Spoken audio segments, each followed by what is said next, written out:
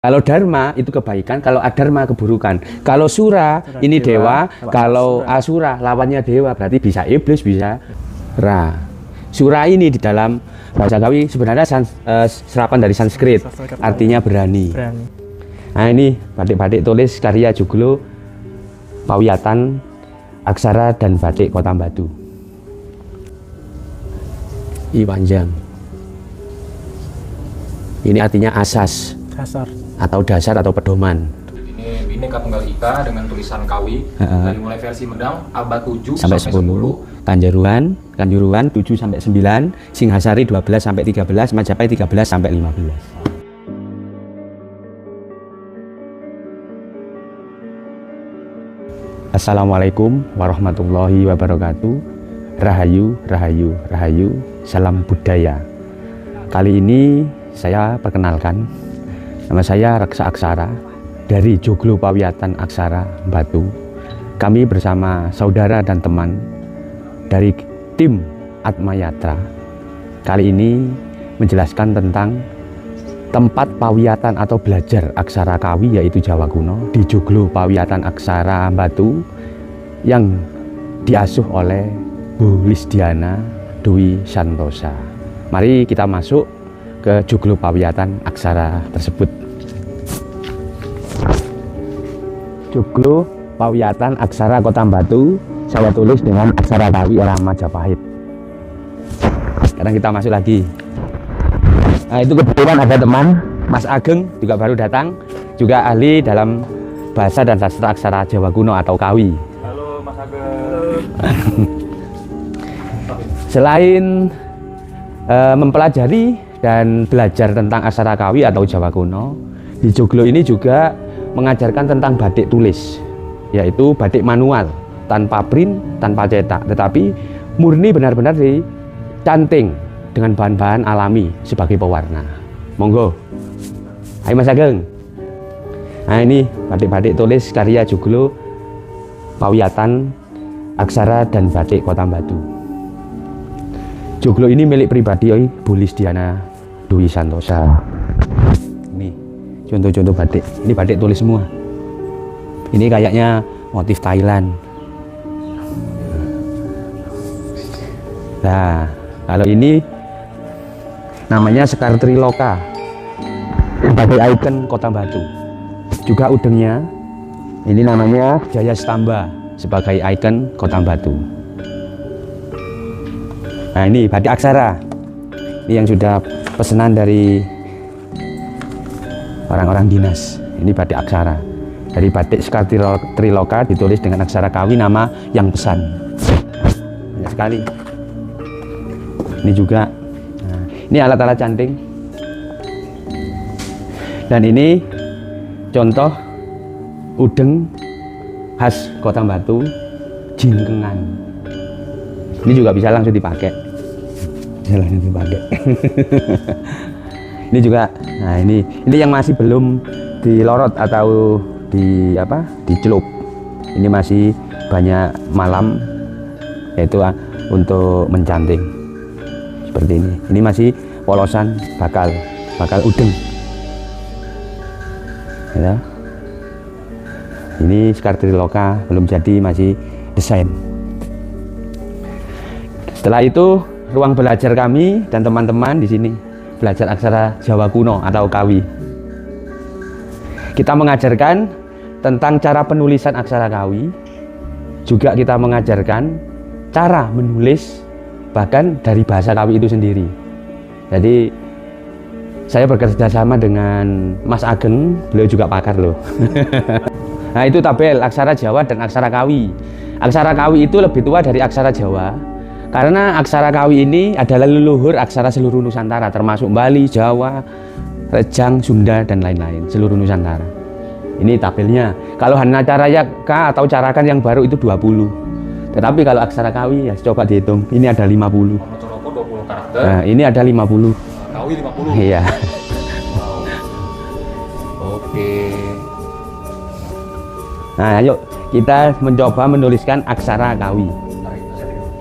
Kita pengenalan aksara kawi dulu atau Jawa kuno bersama Mas Ageng. Ya. Apa sih aksara kawi itu? Sebenarnya aksara kawi itu ya banyak literasinya. Ada yang menyebut dengan aksara kawi, juga ada yang menyebut dengan aksara Jawa kuno. Ya. Semua tidak salah karena mempunyai literasi masing-masing. Sebut aksara kawi karena itu adalah aksara yang digunakan pada era kakawin atau para pujangga menuliskan karyanya di rontal-rontal. Juga prasasti.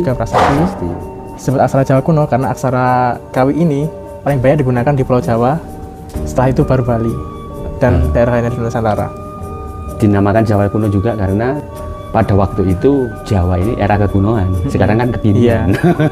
Betul. Jadi cara penulisan aksara kawi itu beda dengan aksara Jawa. Kalau aksara kawi itu mempunyai namanya sandangan suara atau vokal, panjang dan pendek. Kalau yang panjang bernama dirga suara, kalau yang pendek bernama haraswa suara. Jadi contoh, kita menuliskan kata Latinnya dulu. Su ra. Ini adalah U panjang. Ini ditulis aksara kawinya. Saya pakai gagrak Kudadu.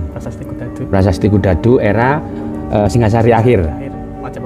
Majapahit awal. Su ra. Sura ini di dalam bahasa kawi sebenarnya serapan dari Sanskrit, artinya berani.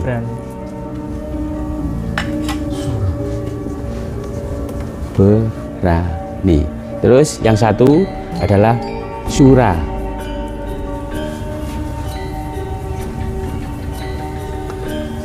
U pendek juga A pendek. Cara menulisnya juga beda.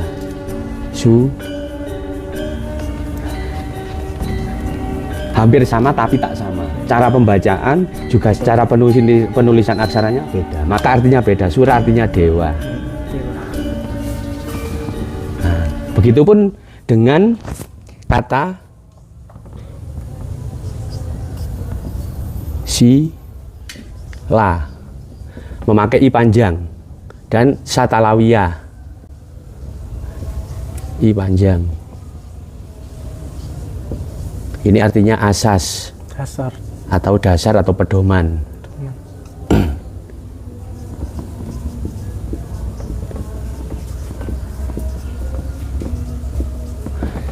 Sedangkan yang satu lagi saya tulis sila, I biasa, sa biasa atau satalawiyah, sa dantia, I pendek, A pendek ini saya tulis seperti ini.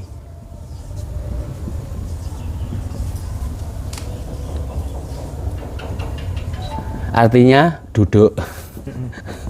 Duduk bersila itu. Duduk bersila. Seperti ini. Jadi inilah detailnya aksara kawi. Berbeda sandangan suara atau vokal, berbeda konsonan, tetapi hampir sama. Aksara tetap ditulis berbeda, maka maknanya tetap berbeda. Iya. Itu kan ada sura. Kalau asura itu? Kalau asura itu adalah bentuk negasi daripada sura. Dari kata seperti dharma, adharma. Ya, kalau dharma itu kebaikan, kalau adharma keburukan. Kalau sura ini dewa, kalau asura lawannya dewa, berarti bisa iblis, bisa. Itu artinya. Ayo Mas Ageng, lagi Mas Ageng. Ini anu ya, saya itu dibaca SY. SY, Shura. Jadi ini tergolong jenengan klarifikasi Mas, ada usma, bacaan usma. Desis. Jenengan tulis satalawiyah, samurdania, ya sama sadandia. Jadi ada klarifikasi aksara sya. Usma atau desis ya. Ini 3 bagian dari aksara sya, yaitu usma, desis. Artinya usma itu desis.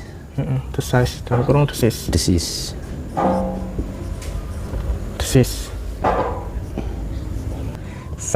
Saya pakai yang ya nggak apa-apa, yang medang aja. Yang apa, yang aksara kawi standar. Medangnya itu benar. Terus dantia sama saja, paling sederhana. Ini medang. Jadi amin sewu. Ini di diakritik tulisannya atau Latin JGST. Apa itu JGST? Javanese General System Transliteration, yaitu Latin Jawa. Untuk menulis bahasa Jawa. Ini ditulis sa. Ini ditulis tebal. Ini ditulis biasa tipis. Cara membaca yaitu badan lidah mengarah ke langit-langit. Sya, hampir ada y-nya. Seperti kita melafalkan masyarakat. Sya. Nah, ini saya beri contoh di aksara sya. Itu kalau dalam tulisan hijaiyah atau huruf Arab Shin. sama dengan shin. Kalau ini adalah tebal sya. Jadi ujung lidah diarahkan ke langit-langit. Sya. Seperti kalau di Arab shot. Hampir dengan shot. Bener nggak? Sya. Nah itu tebal sya. Kalau yang atas Sya. Oh, sya. Giginya menempel. Sya. Kalau yang tengah sya. Kalau yang tengah sya. Ke atas. Yang pertama itu kayak pakai y, yang kedua pakai h. Ya. Yang betul. Terus yang ini tipis Biasa. sa. Biasa. Ini contoh dengan aksara Syatalawiyah. Seperti ini tadi, ya toh? Syura. Pakai mendang juga aja. Apa itu? Aksara medang. Syura. Awal-awal. Terus aksara sa murdaniyat. Apa itu? Tebal. Nih. Sa tebal. Atau langit-langit ya. Langit-langit. Paksa.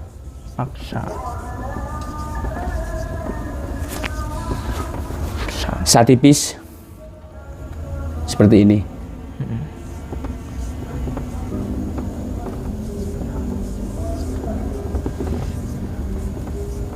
Sila. Inilah keunikan aksara kawi. Ternyata ada namanya Pancawali Muka atau warga aksara. Kalau di dalam belajar Arab itu namanya makhrajil huruf atau tajwid. Ini aksara leluhur kita Jawa kuno. Ya. Syura. Ini paksa. Sila. Seperti itu cara membacanya. Oke. Jadi kenapa kita di tahun-tahun ini atau di masa-masa ini dengan teman-teman berupaya mempelajari aksara kawi? Karena aksara kawi ini yang dituliskan di manuskrip-manuskrip kuno agar kita memahami betapa luhurnya atau betapa hebatnya leluhur kita di dalam bersejarah dulu. Dari kita mengetahui sejarahnya. Jadi bukan tembung jari atau katanya langsung kita pelajari. Langsung kita pelajari dari manuskrip itu berupa aksara. Kita baca, setelah kita baca menemukan sebuah bahasa, dari bahasa kita translate. Karena pada waktu itu kan bahasa Jawa kuno. Ya Mas Anung ya. Seperti itu. Jadi Bang, tadi itu saya karena sambil record jadi kurang ini. Sa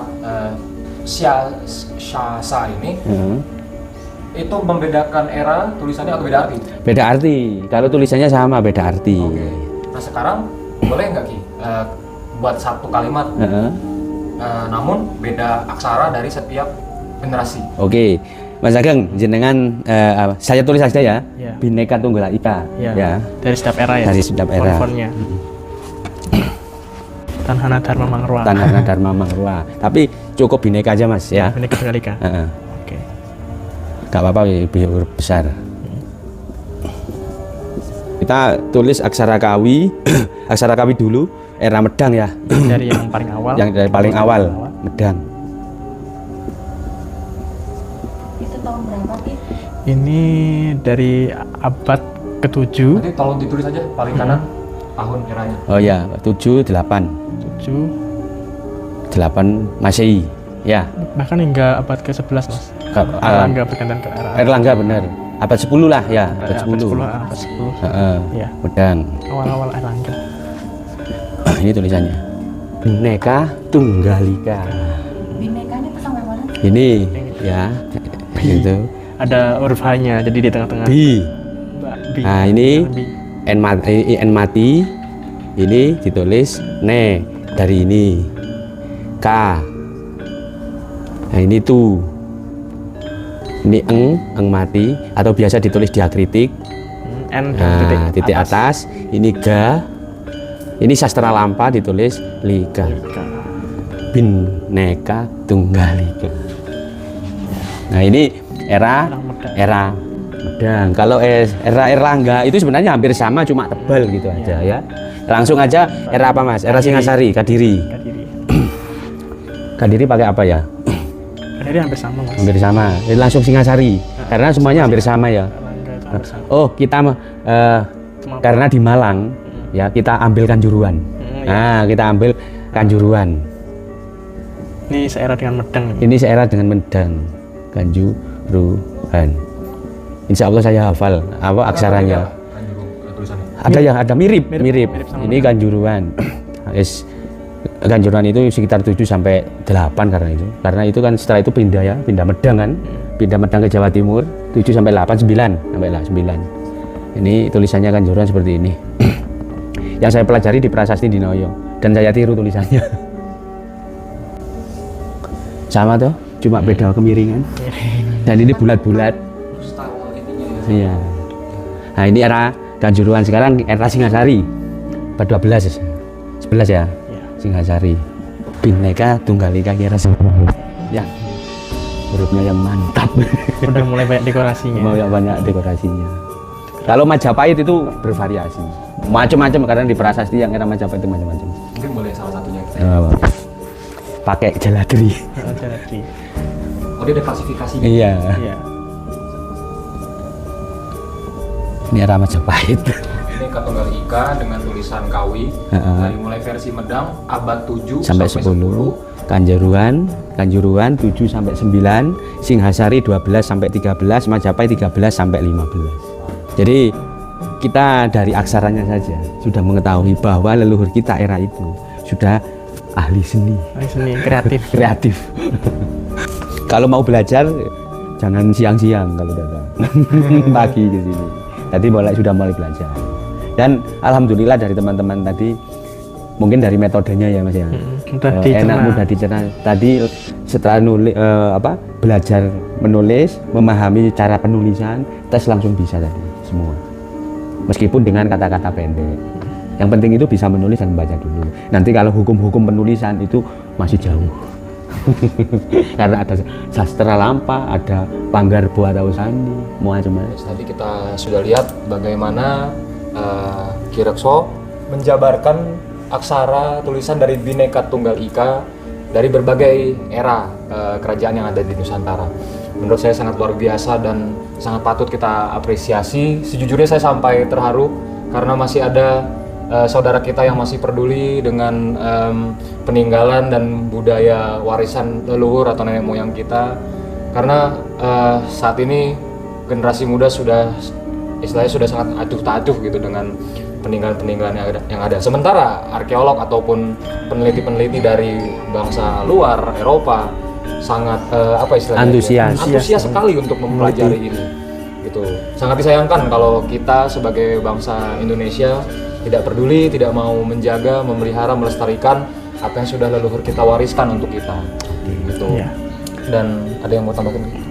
Jadi buat teman-teman dan saudara semua dimanapun berada, karena bangsa yang besar adalah bangsa yang takkan pernah melupakan leluhurnya dan mengangkat budayanya, itu aja. Ya. Oke. Mungkin saya mau mundur cerita tentang latar belakang dari Rekso dan Ki Ageng. Yes. Kalau boleh tahu saat ini berarti aktif ya di Jomblo Pawiyakan ini. Sebagai apa? Ya juga pengajar, pembina dan pengajar aksara Kawi. Sama. Kan ada 3. Saya dan Mas Ageng sebagai pembina aksara Kawi. Kalau Mas Zulfin pembina untuk membatik aksara.